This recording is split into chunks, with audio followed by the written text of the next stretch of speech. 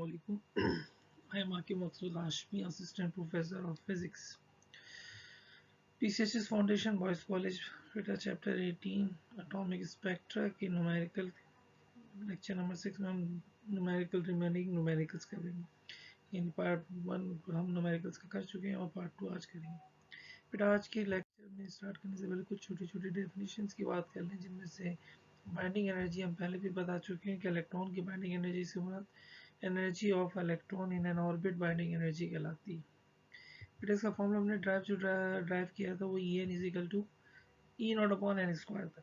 यह N orbit की energy थी। अगर एन ऑर्बिट की बजाय पी ऑर्बिट होगा तो ई पी इजिकल टू क्या हो जाएगा, ई नॉट अपॉन पी स्क्वायर। यहाँ पे ई नॉट ग्राउंड लेवल एनर्जी को कहते हैं।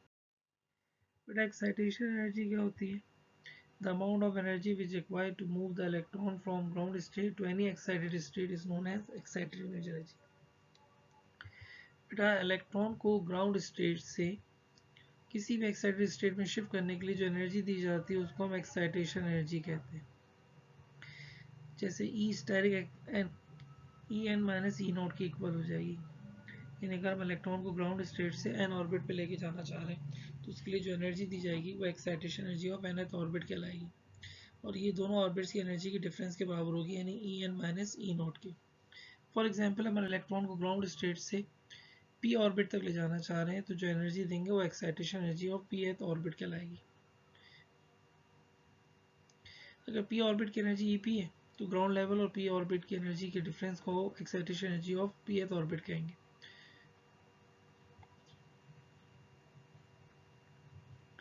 और ये एक्साइटेशन पी हो जाएगी E P minus E not के। 18.5 फोटोन of 12.1 इलेक्ट्रॉन वोल्ट। फिर 12.1 इलेक्ट्रॉन वोल्ट रिप्रेजेंट कर रहा है कि एनर्जी है। Absorb by hydrogen atom. कौन एब्जॉर्ब कर रहा है बेटा? हाइड्रोजन एटम एब्जॉर्ब कर, हाइड्रोजन एटम में मौजूद इलेक्ट्रॉन एब्जॉर्ब कर रहा है। ओरिजिनली इन अ ग्राउंड स्टेट, जो कहाँ पर है बेटा? ग्राउंड स्टेट में। Rises the atom to excited state, और ये कहाँ पे जा रही है? एनर्जी एब्जॉर्ब करने के बाद एक्साइटेड स्टेट में जा रही है। तो बेटा आप इसको एक्साइटेशन एनर्जी कहोगे क्योंकि इलेक्ट्रॉन को ग्राउंड स्टेट से एक्साइटेड स्टेट में शिफ्ट करने के लिए यूज हो रही है। What is the quantum number of this state? आपने क्वांटम नंबर यानी नंबर ऑफ ऑर्बिट कैलकुलेट करना है। बेटा गिवन में आपके पास excitation energy of pth orbit given है। ई नॉट कांस्टेंट होता है माइनस का 13.6 इलेक्ट्रॉन वोल्ट। रिक्वायर्ड में आपने एन की वैल्यू कैलकुलेट करनी है। बेटा एक्साइटेशन एनर्जी का फॉर्मूला होता है excitation is equal to E not minus E n minus E not की। ई एन की value E not upon n square हो जाएगी। ई नॉट कॉमन ले लो बेटा, तो 1 upon n square minus 1। E not multiply कर रहा है दूसरी तरफ जाके डिवाइड करेगा, तो बेटा ई एक्साइटेशन एन 12.1 है और ई नॉट की वैल्यू माइनस का 13.6 है। 1 अपॉन एन स्क्वायर माइनस 1, तो बेटा 12.1 को माइनस 13.6 से डिवाइड करेंगे, 1 अपॉन एन स्क्वायर माइनस 1 की इक्वल हो जाएगा। तो माइनस का 0.8897 माइनस का 1 राइट हैंड साइड से लेफ्ट हैंड साइड पे शिफ्ट होगा तो प्लस 1 हो जाएगा। तो 0.11 बराबर हो जाएगा 1 upon n square. Cross multiplication करेंगे तो एन स्क्वायर बराबर हो जाएगा 1 डिवाइड बाई 0.11, तो एन स्क्वायर की वैल्यू 9 की इक्वल हो जाएगी और एन बराबर हो जाएगा आपके पास 3 के। 18.4 page number 296। In hydrogen atom, an electron experiences a transition from the state whose binding energy is 0.54 electron volt। बेटा इलेक्ट्रॉन जिस स्टेट से जंप कर रहा है उसकी बाइंडिंग एनर्जी गिवन है, यानी हायर एनर्जी लेवल की बाइंडिंग एनर्जी गिवन है 0.54 इलेक्ट्रॉन वोल्ट। हम हायर एनर्जी लेवल को एन से जाहिर करते हैं, तो इसका मतलब ये एन ऑर्बिट की बाइंडिंग एनर्जी गिवन है आपके पास।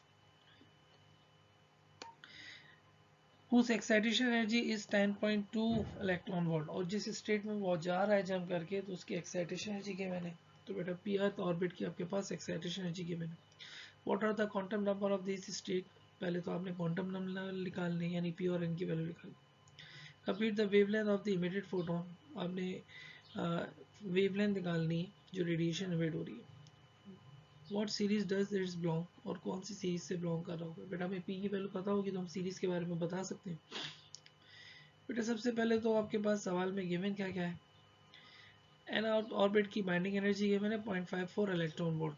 बेटा शुरू में बताया था बाइंडिंग एनर्जी हमेशा नेगेटिव यूज होगी, इसलिए बाइंडिंग एनर्जी का लफ्ज यूज जहाँ पे करेंगे वहाँ पे नेगेटिव साइन लगा देंगे। और पी एथ ऑर्बिट की एक्साइटेशन एनर्जी गिवन है और ई नॉट कांस्टेंट होता है माइनस का 13.6 इलेक्ट्रॉन वोल्ट। रिक्वायर्ड में आपने क्वांटम नंबर निकालने, वेवलेंथ निकालनी है और नेम ऑफ सीरीज बतानी है। सबसे पहले बेटा आप क्वांटम नंबर कैलकुलेट करोगे। बेटा इलेक्ट्रॉन जिस ऑर्बिट से जंप कर रहा है उसकी आपके पास बाइंडिंग एनर्जी गिवन है, यानी nth ऑर्बिट की बाइंडिंग एनर्जी गिवन है। तो E n equal to E not upon n square. E n की वैल्यू माइनस का 5.4, ई नॉट की वैल्यू माइनस का 13.6 डिवाइड बाई एन स्क्वायर।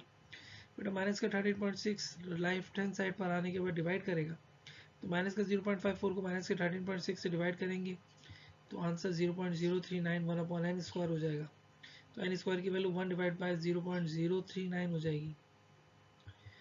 तो n square is equal to 25, n is equal to 5। तो electron जिस orbit से jump कर रहा है वो कौन सा ऑर्बिट है बेटा? फिफ्थ ऑर्बिट है।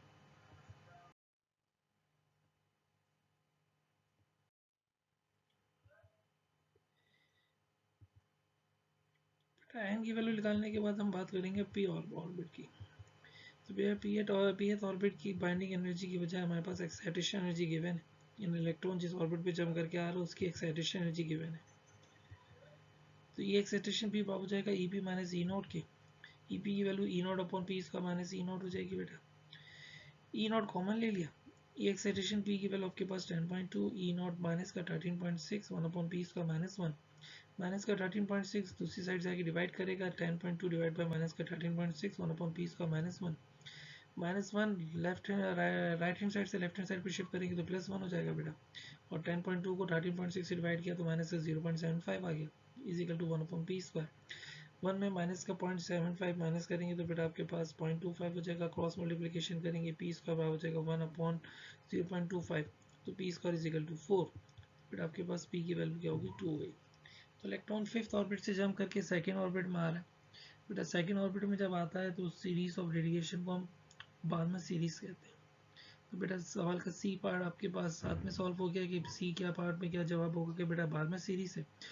क्वांटम नंबर बता दिए, फिफ्थ ऑर्बिट से जंप करके कौन सा ऑर्बिट में आ रहा है? सेकंड ऑर्बिट में आ रहा है। अब वेवलेंथ ऑफ रेडिएशन कैलकुलेट करनी है आपने।